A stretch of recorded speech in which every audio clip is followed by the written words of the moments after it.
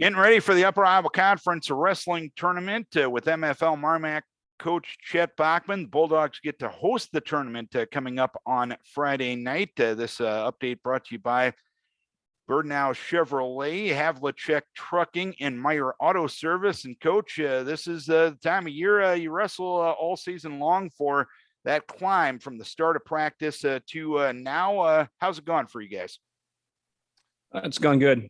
I think we're ready to get to this point to the end of the season, and our kids are, slowly but surely getting back healthy and kind of come out of that dark hole and now looking for that light. And we're feeling pretty good right now, and I think our guys are ready for this part of the season to come.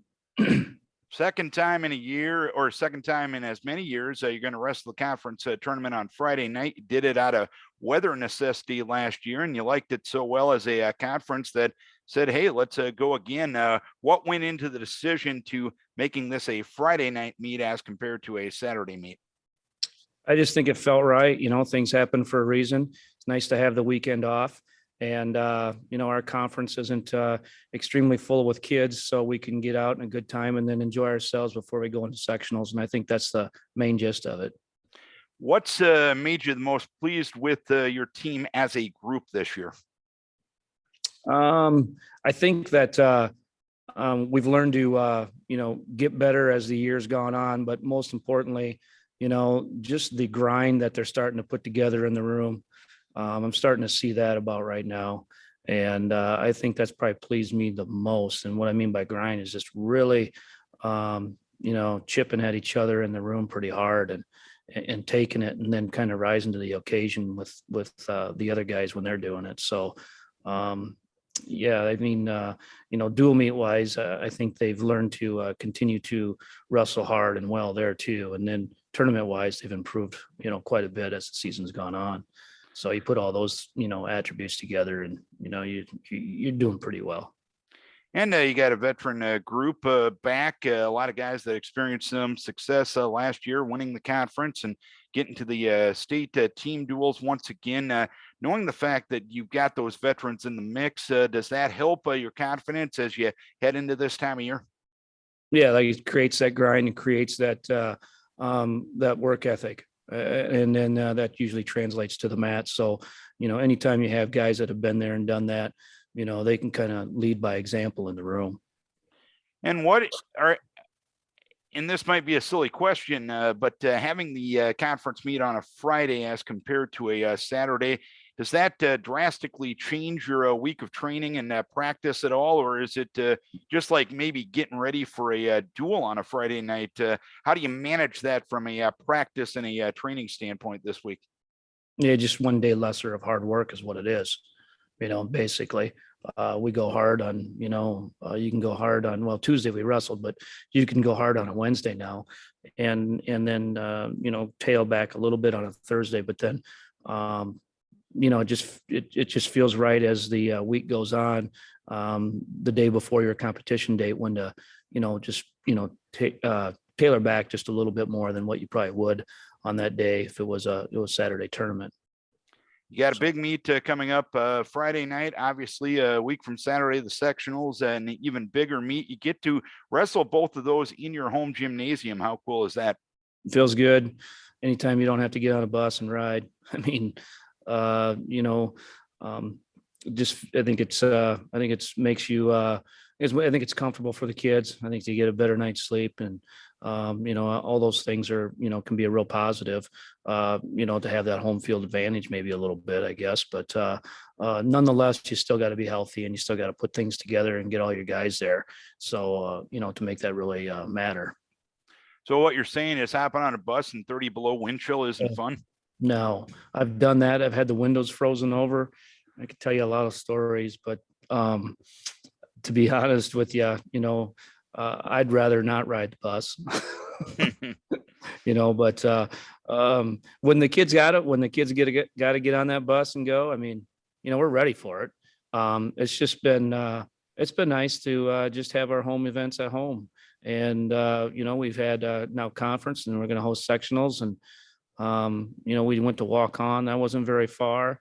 So it's been good to be close to home, probably more so at the end of the season when you're, getting towards crunch time. What's it going to take for you guys to have as successful of a Friday night as possible this week? Just, whoever puts the best team out there with the most amount of guys is going to win. And, that's what it's going to come down to. And one thing I wanted to touch base with you on is something that you brought up when you hosted your tournament here a couple of Saturdays back. You've established an MFL Marmac Wrestling Hall of Fame, and tell us about how that came to be. Yeah, thanks for asking, Darren. I had a good friend, somebody who had been with our program for many, many years, Al Reichs, and a lot of the wrestling people out there know him, and even non-wrestlers, I guess. He was a part of our EMT service in our fire department here in our local community, and he's from Cresco, Iowa, and he helped out with our program for 25 plus years, and passed away this summer, unfortunately, and nonetheless, he left quite a legacy there as far as what he actually did with our kids and the lives he touched here. But he had an idea, and he'd always approach it to me about, hey, we need to get together. We need to get this. I want to create a Hall of Fame there at the school. And he was a part of the Hall of Fame committee in Cresco, so he had a lot of ties to that, and he thought it would be good for our community to do that. And we don't have anything like that here at our school as far as recognition goes for those kinds of things. So,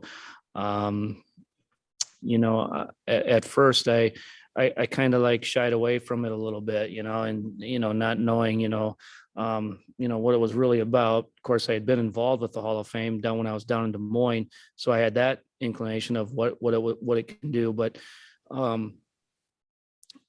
so I guess in a roundabout way, when he passed, I just kept thinking to myself, this is something that we need to do now, and so we created it. We had a lot of funds given to us in his memory, and what a way to start it now and get it going. And a lot of these people that we inducted this year are still here.